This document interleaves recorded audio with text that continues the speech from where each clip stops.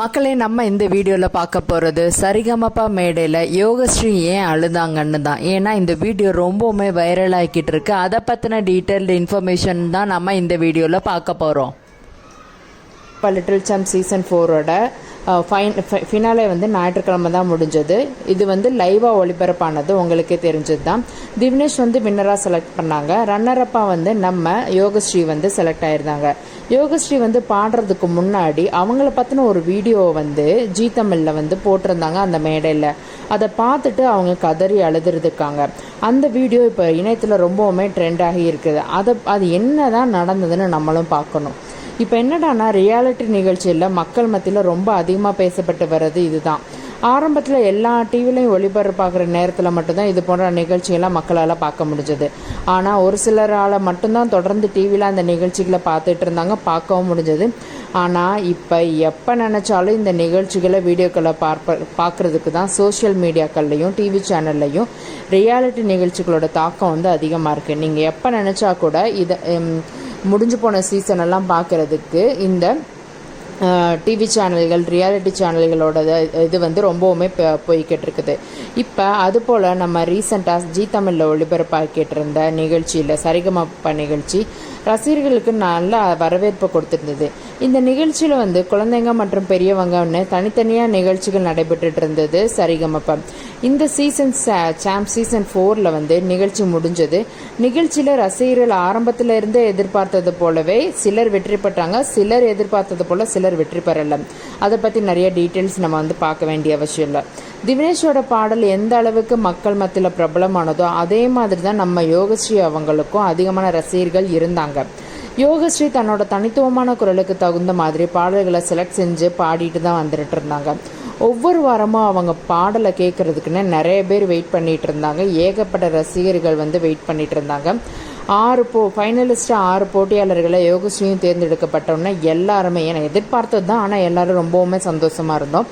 சரிகமப்பா நிகழ்ச்சியில் பல மறக்க முடியாத நினைவு பரிசுகள் யோகஸ்ரீக்கு கொடுத்துருந்தாங்க. யோகஸ்ரீயோட அப்பாவுக்கு ஆரம்பத்தில் ஸ்டூடியோ வைக்கிறதுக்கான சூழ்நிலையில் இல்லை குடும்ப சூழ்நிலையோட வறுமை காரணமாக டைல்ஸ் ஒட்டுற வேலை பார்த்துட்டு இருந்தார். அவருக்கு பிரபல டைல்ஸ் நிறுவனத்தில் யோகஸ்ரீயோட அப்பாவுக்கு சொந்த ஊரான கரூர் மாவட்டத்திலே ஒரு பார்ட்னர்ஷிப் கிடச்சிருந்தது.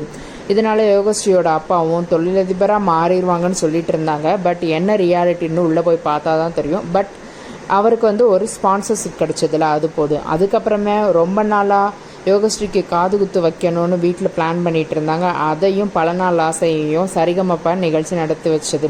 இதெல்லாம் ஒரு பாசிட்டிவானது தான். இதெல்லாம் நம்ம எப்போயுமே குறை சொல்லக்கூடாது. ஏன்னா இதெல்லாம் யாரும் அவ்வளோ ஈஸியாக பண்ணிட மாட்டாங்க. இந்த நிலையில் தான் நம்மளுக்கு கிராண்ட் ஃபினாலில் யோகஸ்ரீக்கு போடப்பட்ட வீடியோவை பார்த்ததுமே யோகஸ்ரீ ரொம்பவும் தேம்பி அழுதுருந்துருக்காங்க. ஏன் தேம்பி அழுதாங்க? இந்த வீடியோ ஏன் இப்படி வைரல் ஆனதுன்னா, யோகஸ்ரீ ஓலை வீட்டில் தான் வசிச்சுட்டு வந்துட்டு இருந்தாங்க. அதுவும் ரொம்பவுமே இடிஞ்சு போன நிலையில் இருக்க அந்த வீட்டில் தான் யோகஸ்ரீயும் அவங்க குடும்பத்தினரும் இருந்தாங்க. தாத்தா பாட்டி உட்பட எல்லாரும் கூட்டு குடும்பமாக யோகஸ்ரீயோட குடும்பம் அந்த சின்ன வீட்டில் இருந்துட்டு இருந்தாங்க. அந்த வீடியோவை தான் கிராண்ட் ஃபினாலே மேடையில் போட்டிருக்காங்க. அதோட அதை பார்த்துட்டு தான் யோகஸ்ரீ ரொம்பவுமே எமோஷன் ஆனாங்க. என்னை பொறுத்த வரையும் இந்த மாதிரி இன்ஃபர்மேஷன்ஸ் எல்லாம் ஃபைனல் நடக்கிறப்ப போடணுமான்றது எனக்கு தெரியலை. ஆனால் போட்டிருந்தாங்க. இதே மாதிரி தான் திவ்னேஷுக்கும் ரொம்ப எமோஷ்னலான வீடியோ போட்டிருந்தாங்க. இதுவே எந்த வீடியோ ரொம்ப எமோஷ்னலாக இருக்கோ அவங்களுக்கு சாதகமாக ஃபைனல் அமைஞ்சிருக்குன்றதையும் கருத்துக்கள் சொல்லப்படுது. அது என்ன ஏதுன்னு அந்த நிகழ்ச்சியை நடத்தினவங்களுக்கு தான் தெரியும். பட் இது ஒரு மைனஸாக தான் இருக்கும். இதெல்லாம் நீங்கள் காமிக்கணும்னு அவசியம் இல்லைன்றது என்னோட கருத்து. ஸோ இதெல்லாம் இது போட்டதுக்கப்புறம் அந்த வீடியோவில் என்ன இருந்ததுன்னா, அவங்களுக்கு நாமக்கல் மாவட்டத்தை சேர்ந்த ஒரு தொழிலதிபர் யோகஸ்ரீக்கு 1700 ஸ்கொயர் ஃபீட் வீட்டு மனை கொடுத்துருந்தாரு. அதுக்கான பத்திரத்தையும் சரிகமப்பா கிராண்ட் ஃபினாலில் மேடையில் யோகஸ்ரீகிட்ட கொடுத்துருந்தாங்க. யோகஸ்ரீயோட வீட்டோட வீடியோ ஒளிபரப்பு செஞ்சதுமே யோகஸ்ரீ ரொம்பவுமே தேம்பி அழுதுருக்காங்க. அதுக்கப்புறம் அவங்கள அர்ச்சனா தான் ஆறுதல் பண்ணியிருந்த மாதிரி இருந்தது. யோகஸ்ரீக்கு ஜெயிக்கிறதுக்கு வாய்ப்பில்லைனாலும் ஜெயிக்கலை இல்லையா, பலருக்கும் அது வருத்தமாக தான் இருந்தது. ஆனாலும் இவங்களுக்கு பாடகரும் இசையமைப்பாளருமான தேவா தன்னோட பாடலில் பாடுவதற்கு வாய்ப்பு கொடுப்பேன்னு கண்டிப்பாக சொல்லியிருக்கிறாரு.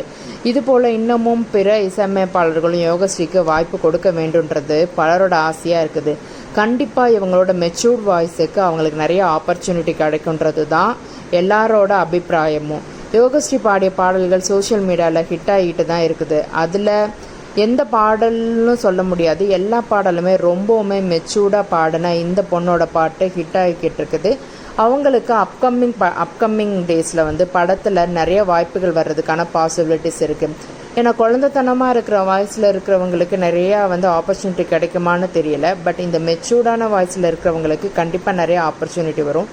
தேவா ப்ராமிஸ் பண்ண மாதிரி மற்ற இசை அமைப்பாளர்களும் இவங்களை கண்டிப்பாக கூப்பிடுவாங்க. இவங்களோட குரல் மூலமாக இவங்களோட குடும்பம் இன்னும் மேலும் வளருன்றது தான் என்னோட ஆசை. இவங்களோட அந்த திறமை நிறைய ஆப்பர்ச்சுனிட்டிஸ் வரும். இன்னும் அவங்க வந்து முறைப்படி நிறையா சங்கீதத்தை கற்றுட்டு இன்னும் நல்லா திரையுலகத்தில் ஜெயிப்பாங்கன்றது தான் எல்லாரோட விருப்பமாகவும் இருக்குது. அதே மாதிரி யோகஸ்ரீயும் பெரிய பிளேஸுக்கு வருவாங்க அப்படின்னு தான் நம்ம எல்லாரும் நினைக்கிறோம். ரன்னரப்பாக தான் வந்தாங்க, வின்னராக கிடைக்கல. ரன்னருக்கும் வின்னருக்கும் பெரிய டிஃப்ரென்ஸ் இல்லை, மணி மட்டும்தான். அவங்க இவளோட திறமைனால நிறைய பாட்டு பாடி அந்த மணியை அவங்க சீக்கிரமாகவே ஏர்ன் பண்ணிடுவாங்க யோகஸ்ரீ. இந்த வீடியோவை பார்த்ததுக்கு ரொம்ப நன்றி. தேங்க்ஸ் ஃபார் வாட்சிங் மக்களே. இதே மாதிரி நிறைய வீடியோகள் நம்மளோட சேனலில் வரும். கண்டிப்பாக சேனலை சப்ஸ்கிரைப் பண்ணுங்கள்.